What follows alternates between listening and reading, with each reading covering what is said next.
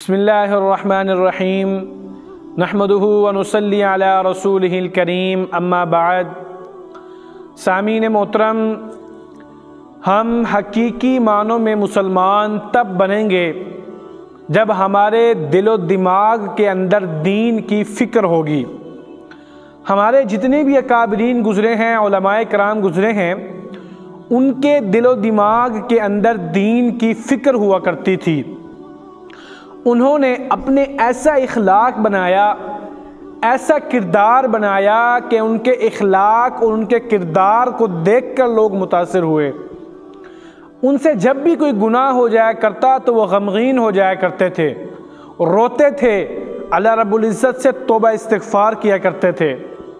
مولانا الیاس رحمۃ اللہ علیہ، ان کے بارے میں آتا ہے کہ ان کے پاس ایک نوجوان آیا کرتا تھا جو کالج پڑھتا تھا یا پھر اپنا کوئی کام کرتا ہوگا، لیکن اس کی داڑھی نہیں تھی، کلین شیف تھا، داڑھی نہیں رکھتا تھا۔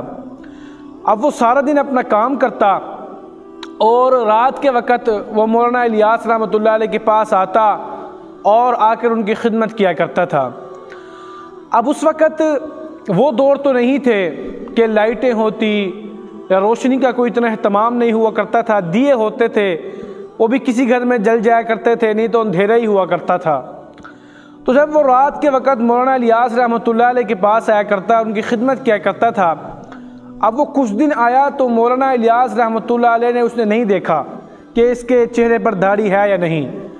اب جب وہ بات چیت زیادہ ہونے لگی، مولانا الیاس رحمۃ اللہ علیہ کے زیادہ وہ قریب ہو گیا، تو ایک دن اچانک نظر پڑی مولانا الیاس رحمۃ اللہ علیہ کی اس نوجوان کے چہرے پر کہ اس کی تو داڑھی نہیں ہے، کلین شیف ہے۔ تو مولانا الیاس رحمۃ اللہ علیہ نے سوچا کہ میں اس کو دعوت دے دیتا ہوں، اب تو یہ میرے بہت زیادہ قریب ہو گیا ہے۔ تو مولانا الیاس رحمۃ اللہ علیہ نے فرمایا کہ اس نوجوان سے کہ تم داڑھی رکھ لو، سنت رسول اپنے منہ پر سجا لو، کیونکہ یہ ایک مسلمان کا حسن ہے، ایک مرد کا حسن ہے۔ تم جب داڑھی رکھو گے تم اور زیادہ خوبصورت لگو گے۔ جب یہ بات نوجوان نے سنی تو فوراً اس کو داڑھی رکھنے کی ہمت نہ ہوئی۔ اب وہ وہاں سے چلا گیا اور بڑا پریشان کہ میں اگر داڑھی رکھوں گا تو میرے جو دوست ہیں یا کالج کے دوست ہیں، باہر کے دوست ہیں، وہ کیا کہیں گے کہ میں نے داڑھی رکھ لی، میں بڑا بن گیا، اور میری اتنی عمر بھی نہیں ہے اور میں فوراً داڑھی بھی نہیں رکھ سکتا۔ لیکن وہاں جو میرے شیخ ہیں، اللہ والے ہیں، میرے استاد ہیں مولانا الیاس رحمۃ اللہ علیہ، انہوں نے مجھے فرمایا کہ داڑھی رکھ لو، اب میں کیا کروں؟ اس پریشانی کے عالم میں اس نوجوان نے یہ سوچا کہ میں کچھ دن مولانا الیاس صاحب کے پاس جانا چھوڑ دیتا ہوں۔ شرمائی کی وجہ سے کہ مجھے شرم آئے گی کہ میں نے ان کا حکم نہیں مانا، تو میں ان کے پاس جانا چھوڑ دیتا ہوں۔ تو وہ نوجوان مولانا الیاس رحمۃ اللہ علیہ کے پاس نہ گیا۔ جب ایک دن گزرے، 2 دن گزرے، 3 دن گزرے، تو مولانا صاحب الیاس رحمۃ اللہ علیہ تھے، انہوں نے محسوس کیا کہ 2-3 دن گزر گئے ہیں کہ وہ نوجوان نہیں آ رہا۔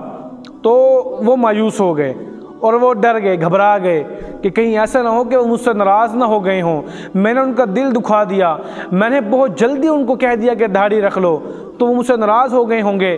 ان کو بے چینی ہونے لگی۔ اب بے چینی میں مولانا الیاس رحمۃ اللہ علیہ نے اس نوجوان کو برا بھلا نہیں کہا، بلکہ اپنے جو شاگرد تھے، مریدین تھے، ان سے کہا کہ تم میرے لیے مغفرت کی دعا کرو کہ میں نے ایک مسلمان کا دل دکھا دیا ہے، اب پتہ نہیں میری موت کب آ جائے، اور میں نے تو اس کا دل دکھا دیا، پتہ نہیں وہ کیا سوچے گا، اتنا اچھا وہ نوجوان آتا تھا، ہماری محفل میں بیٹھتا تھا، اب وہ ہم سے ناراض ہو کر چلا گیا۔